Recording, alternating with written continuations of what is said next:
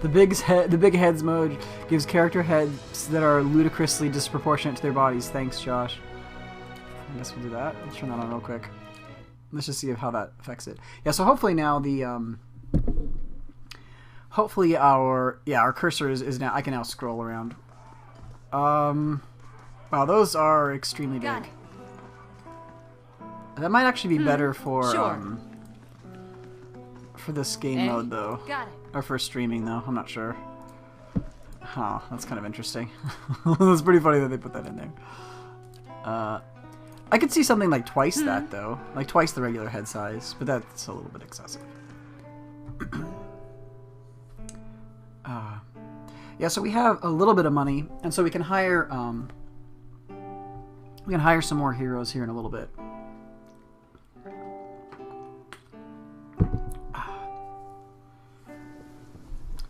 Actually, yeah, how much money do we have? We're looking good. We need a hat, though, and we need some heavy armor. So we have 300, so we can hire one more. We can create one more character. I kind of want to replace Terrence, just with a custom one that somebody recommends, and also a loft. But we'll do that later as we get going, I think. Let's see. So our journal.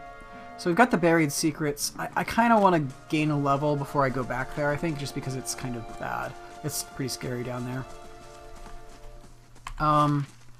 So Adair is up here. The Temple of Aothos. Let's go to the smithery and see what we've got there. Maybe I can get fancier armor or something. I don't know. Yeah. Yeah, so we really need to level up a bit here.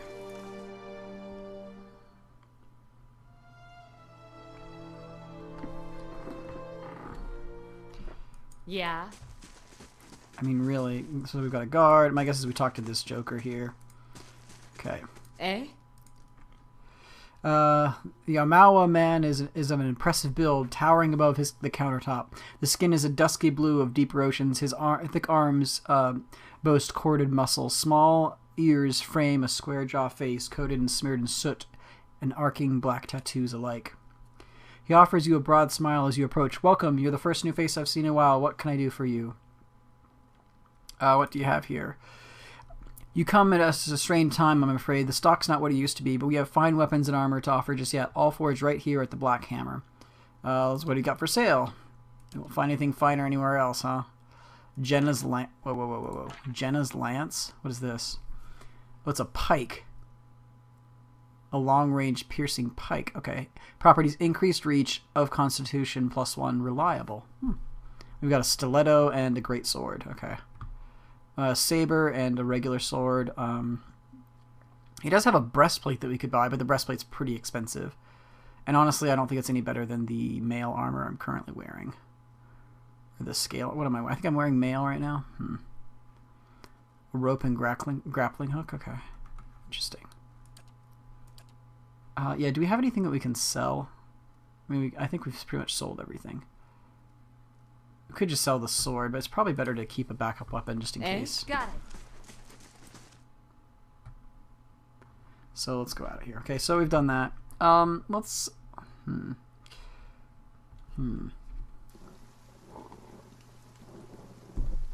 let's see. So we know there's that big bear up in the woods.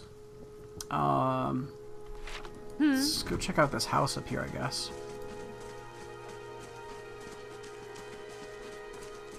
Who's this? Theo Phelan. I'm not gonna worry about this guy's soul for now. Yeah. Sure. Let's go back up here. Just a little bit of theft. We don't need beer.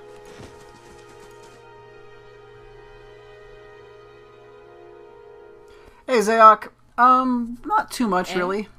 We're only a couple hours into the game, really. I didn't get past... I got past the bells. I don't know if you were there for the bells, but I wasn't able to kill... Like, after that, there are all these shadow monsters, and they're really challenging. And so, this man and woman appear to be deep in conversation, working at closing two bulging satchels. They move to embrace until the woman notices your approach and pauses, her smile faltering a little. Good day, stranger. Can we help you? She looks to her companion, brows furrowing with confusion. Do you know this woman, Naunton? Naunton coughs. Yes, I think we met in the Valewood. I warned her about the bear. He inclines his head. Glad to see you've made it. Was there something else you wanted? Is there anything you can tell me about the Gilded Vale? Only that you'll want to go deeper on as soon as you move. As you've seen, you've seen the tree, I imagine, but the rot goes deeper. If you were looking for work, I'd say you'd have a better chance of it elsewhere. Okay. We're headed for Defiance Bay ourselves. Okay. Yeah, so the sucking the souls. Okay. So basically after that, we got up and Kaliska was dead. And we walked through the forest, and we met Naunton there. He said, "Don't get killed by the bear." We didn't get killed by the bear, and so we explored. There's a temple of Aothos here in town that we explored a little bit, but we couldn't. We got the first level done, but we couldn't do the second one. There are these really powerful shadow monsters, and the shadow monsters they have very high damage reduction, and so they're hard to damage, basically.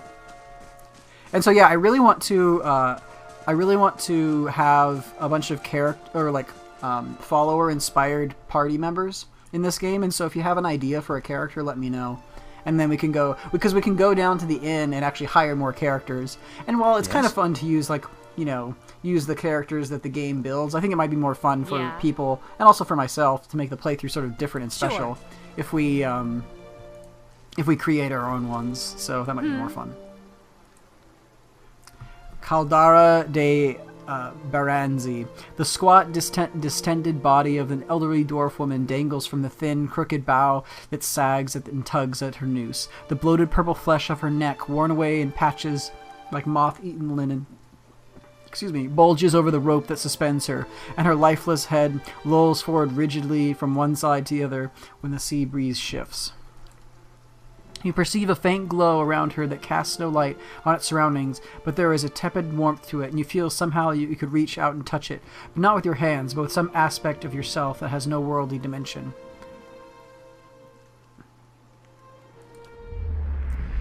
You take a deep breath, clearing your mind, focusing on your objective. As you exhale, you feel yourself spreading outward toward the hanging woman, perceiving all that lies between you and her with a new, unfamiliar awareness.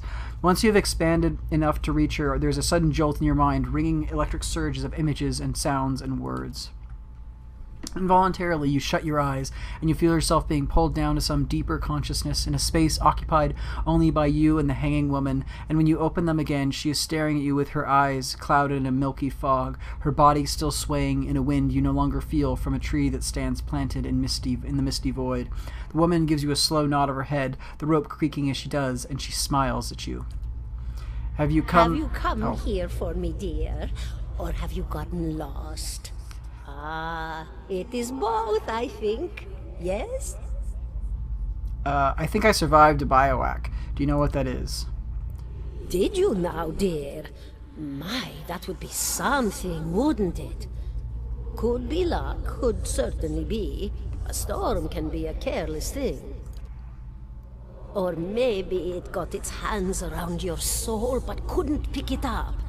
A soul can be heavy if it stayed in one piece through its time.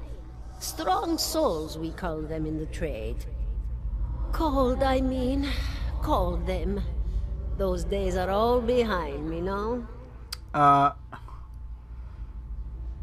You said souls break apart over time? You don't know anything about this game? Yeah, it just came out yesterday, Zayok, so, yeah, I mean, I don't know if anybody knows. There are a few people probably that play like an early beta backer version. But yeah, it's like if you have an idea for a character, like a ranger or fighter or wizard or whatever, or priest, then just let me know and we can go create them. We don't have a lot of money right now, so we can only create one, I think. Oh, yes. Entropy. Rimagan's work. We know little of why or how. We lose pieces of ourselves when we die, and pick up pieces of others when we are born again. But less than what we lost. We tried to stop it with the animantic sciences, but with little success. No. A very small few resist Rimergan's influence and stay together through some force of defiance, at least for a time. But they all succumb eventually, I think. Am I imagining this? No, I think not. A pity that. It would be simpler. A mercy even. To not have to wander anymore, no? Alas, we are here, you and I. Wherever here may be. How are you able to speak to me? Is that what we're doing? Perhaps it just seems that way. Perhaps it is the easiest way for your mind to make sense of it. I think it is a very good choice. I need to understand something that's happened to me. She nods, a look of pity on her face as though consoling a child. The world looks a little different than it used to, is that it? Feels like you're noticing things for the first time that have always been there. Yes? You have seen past the shroud. It only takes an instant. Your soul remembers, yes? Remembers how it sees when it leaves the body, like being reminded of a dream you had forgotten. You are a watcher now, and a watcher you will stay. Okay. So you're a stealthy character? Okay, we can make it a stealthy assassin. Do you have a preference for race and sex? And a name? What indeed? Long hours have many animancers spent studying such things. Not I, though. Not I. I'll tell you what I know, though, since fair is fair. And here we are, visiting, you and I, and it reminds me of better times. Souls pass on. Some say through Audra stones, which are the blood veins of the world. They leave the world for a time and are reborn into it, sometimes more than they were before, but usually less and seldom the same. For all souls there is a time where they do not live, yet have not passed on, and those souls roam the world, same as you or I, either living or lost. But no one sees them because they have forgotten how. A watcher sees, though, knows what to look for. And sometimes they know a person just by looking at them, know where they've been in ages past when their bodies were other bodies. See memories even their owner can't recall. A wonder to behold when all goes well. A wonder! What races are available? So there are humans, which is what my characters are right now. There are there's like a large, sort of like a bigger human that's the Amawa, and they're kind of like these semi-aquatic people. They're very strong and big. And then there's an elf and a dwarf, and there's also like a little I can't remember what they're called, but there's a little sort of like diminutive, I don't want to say furry guy, but they're kind of furry. I can't remember what they're called, but they have like big ears, so they're a little bit kind of cool. And then there's also the godlike, which are like a mixture of humans or a mixture of a race, and then either like a death god, a fire god, a moon god, or like a nature god. And so they have like these weird deformed heads and faces. Yeah, they're here, let me finish up this conversation. We'll go back to the end where we can hire somebody, and I'll show you all the races that we can do. Oh, nothing to be afraid of, I'm sure. It's just much to take in for some. Sometimes there's trouble sleeping or other difficulties. Okay, thanks. You should see old Merwald. He could tell you much more than I. A watcher just like you. Helped many in his day. Took up in an old keep no one would claim. Not far, not far. Kadnua, beyond the Black Meadow. He will welcome the company. Goodbye, my dear. It was lovely visiting. Okay. Oh wow, we just got a ton of experience. Oh hey, we leveled up. Eh? Oh dang it, that's annoying. Sure. 17 and a half. Oh man, that's annoying. We leveled up our characters, even though we're gonna be grabbing new ones. Oh well. Eh? There's a couple hundred. Sure. Yeah, let's go over here. And actually, I'm gonna go ahead and level up my character. Let's see, where is the level up button? So just right click? Where is it? Or click on this. Okay. So we're gonna hey, we get to unlock some new skills. We probably want we don't want mechanics at all in this character. Having a little bit of stealth isn't bad, so I think I'm gonna go I'm gonna go 1 point in athletics and 1 point in stealth. And then just go next. I wonder if I can save that. Oh hey, this is cool. So I gain a new paladin ability now. So my options are Lay on Hands, which heals, so once per battle basically, I can heal quite a lot of health actually. Zealous Focus. The paladin's intense and pure conviction instills clarity of purpose in him or her and all allies, increasing their accuracy. Zealous Charge is a little bit of move speed. Zealous Endurance fills the paladin and his or her allies with unshakable confidence, increasing damage reduction. You vote Lay on Hands. Lay on Hands looks pretty good, actually. The only issue is that I'm focusing my character on attack, and so I don't know. Maybe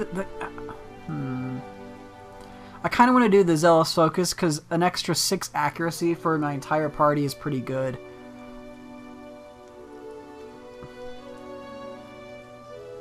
Especially because paladins don't have amazing accuracy by default. I don't know. Although, I agree, having a full... I mean, this is basically my life, right? This is about 2/3 of my life right now.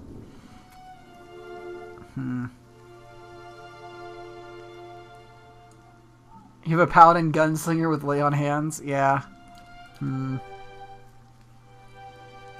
Why don't I pick up Lay on Hands with my next ability? Well, I'm not going to get that for 2 levels, though.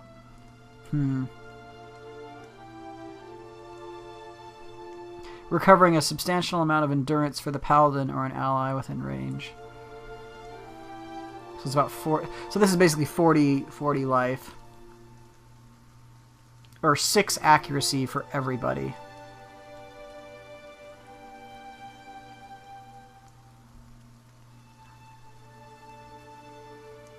I'm